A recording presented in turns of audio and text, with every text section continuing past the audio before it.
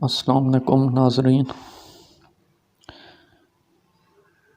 आज के लेक्चर में हम सेंट्रल नर्वस सिस्टम या ब्रेन के जो रिमेनिंग पार्ट्स हैं उनके बारे में पढ़ेंगे और आगे पेरिफेरल नर्वस सिस्टम के बारे में भी हम डिस्कस करेंगे। देखें, इसमें पहला जो है दिमाग का हमने फोर ब्रेन पढ़ लिया था, यानी कि दिमाग का सामने वाला हिस्सा, पहला हिस्सा। आगे है मिड ब्रेन। मिड का मतलब दरमियाना या वस्ती हिस्सा दिमाग का। तो देखें, लिखा हुआ है mid brain is a small part of the brain which is present below the cerebrum. यानी मिड ब्रेन जो है दिमाग का एक छोटा सा हिस्सा है जो सेरिब्रम के नीचे वाक़या होता है।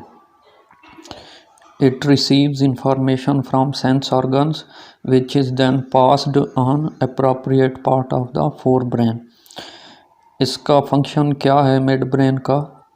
ये सेंस ऑर्गन से इंफॉर्मेशन को वसूल करता है और उस इंफॉर्मेशन को फिर फोर ब्रेन के मुनासिब हिस्से की तरफ पास करता है, भेजता है। ठीक है, उसके बाद है दिमाग का तीसरा हिस्सा हाइंड ब्रेन। वैसे हाइंड का मतलब पीछे वाला हिस्सा या छुपा हुआ हिस्सा होता है। तो यहाँ पे देखें, hind brain consists of 3 parts, यानी इसके 3 हिस्से होते हैं।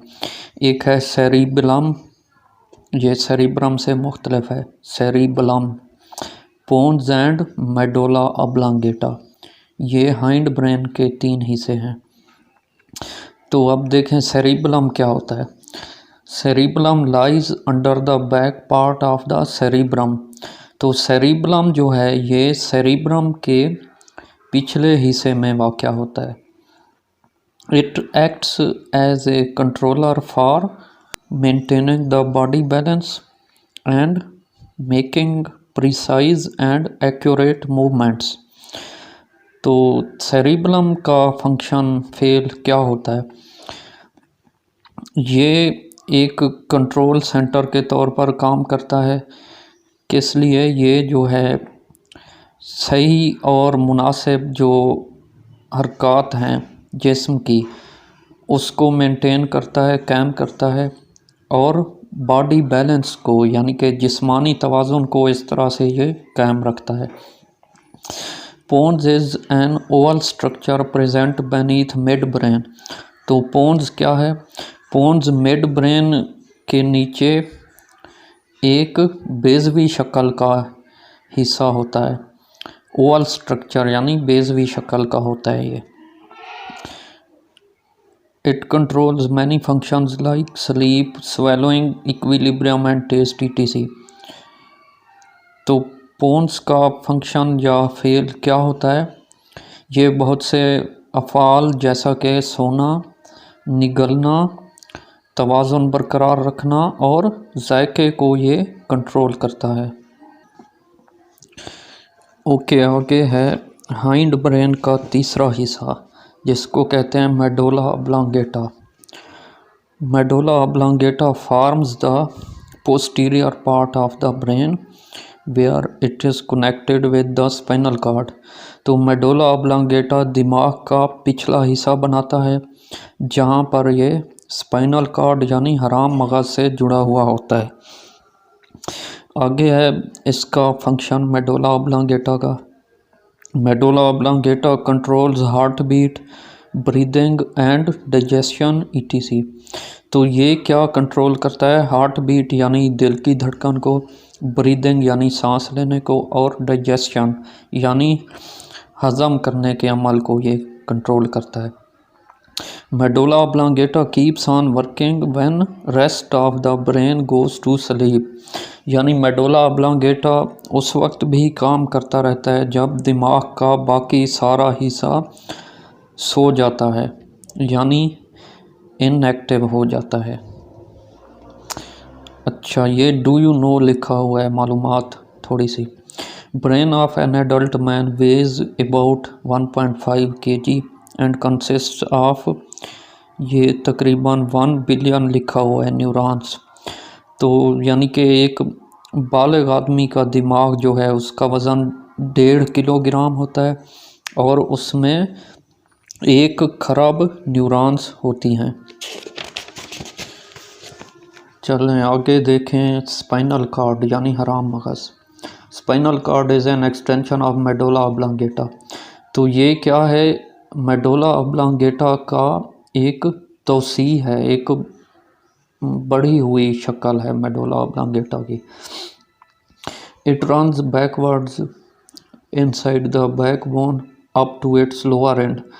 तो ये स्पाइनल कॉर्ड रीढ़ की हड्डी के अंदर इसकी आखिरी नीचे वाले सिरे तक जाती है स्पाइनल कॉर्ड।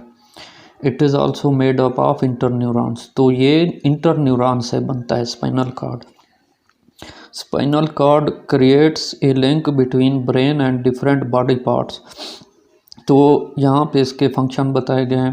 पहला तो ये है कि स्पाइनल कॉर्ड ब्रेन और जिस्म के मुख्तलिफ हिस्सों के दरमियान एक राब्ता कायम करता है।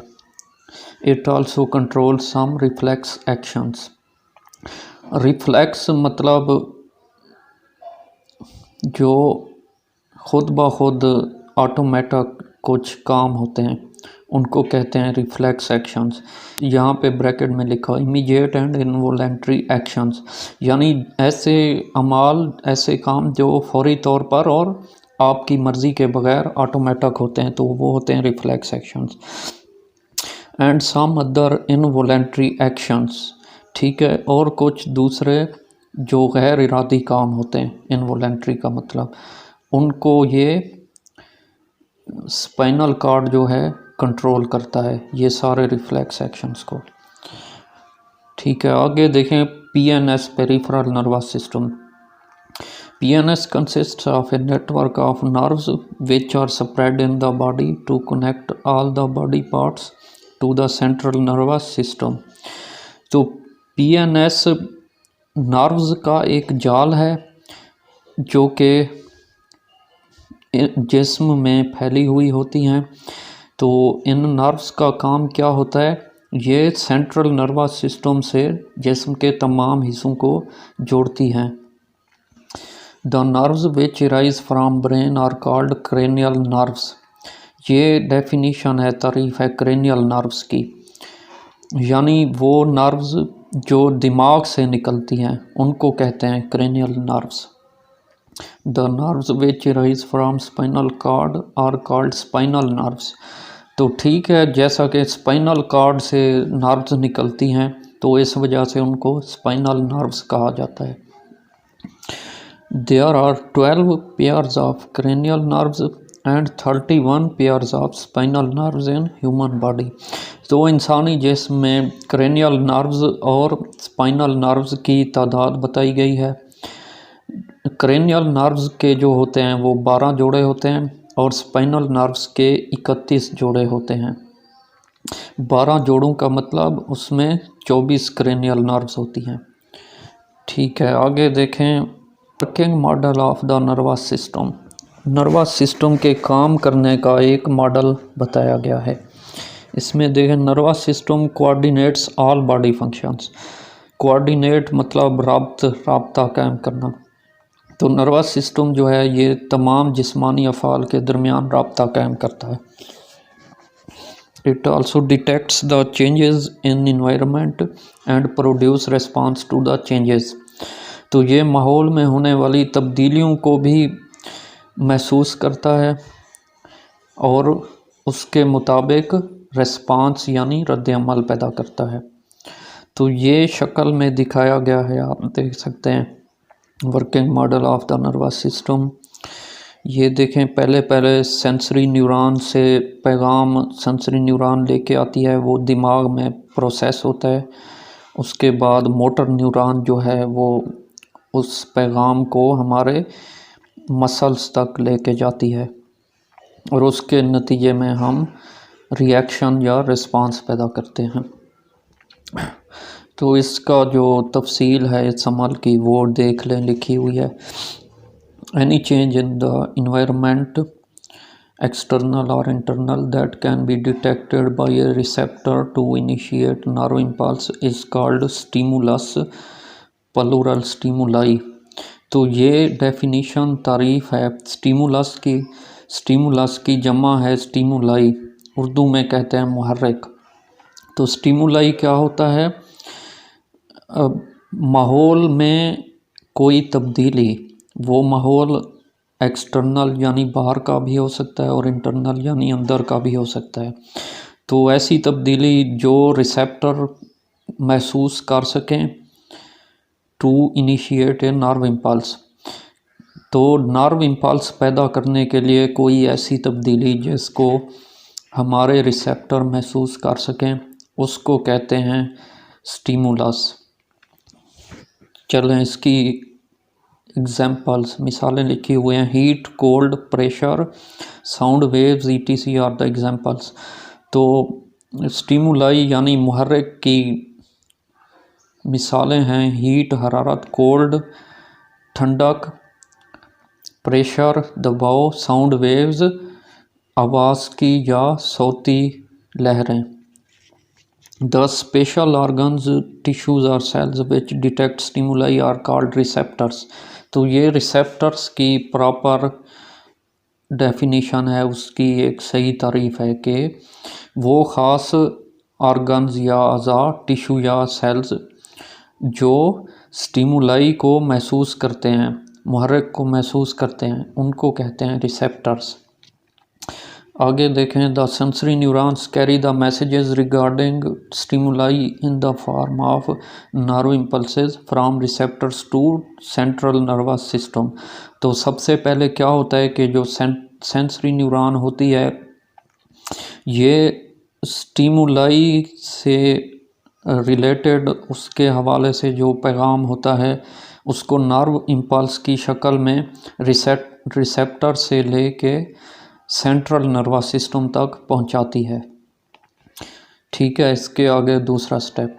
The central nervous system processes the messages and transmits the nerve impulses to motor neurons. दूसरे स्टेप में, दूसरे मरले में क्या होता है?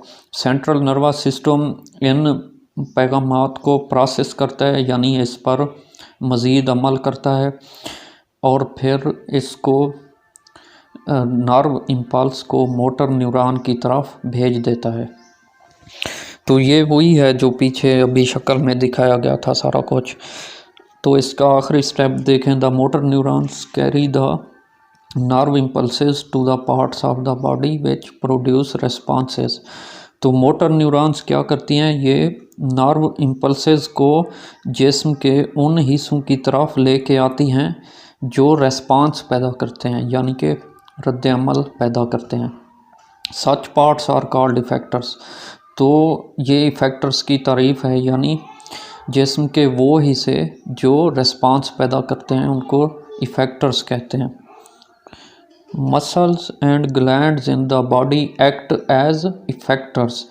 ये चीज़ आपने पिछले लेक्चर में भी पढ़ी है कि मसल्स यानी पट्टे और ग्लैंड्स जो गतूद होते हैं ये जिस्म में इफ़ेक्टर के तौर पर काम करते हैं। उम्मीद है आपको सब कुछ समझ आ गया होगा। अगर कोई चीज़ पूछनी है तो या कोई सजेशन देनी है तो आप कमेंट्स में मुझे दे सकते हैं। मिलते हैं नेक्स्ट लेक्चर में, उस वक्त तक खुदा हाफिज़।